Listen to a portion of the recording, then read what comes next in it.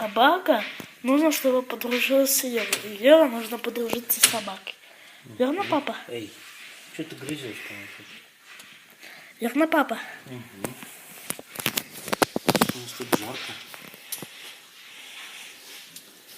Я посмотрю, что будет.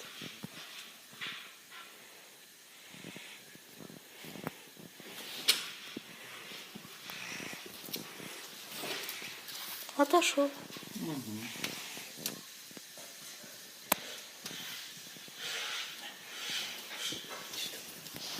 Да не так. Не, смотри.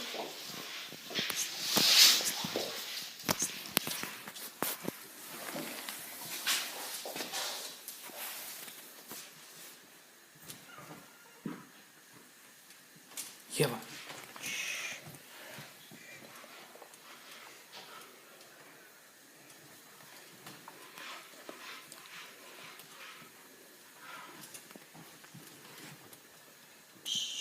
Успокойся.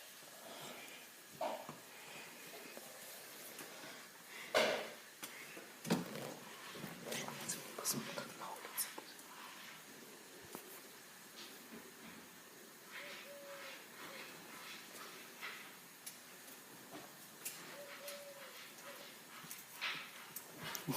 Ева убежала.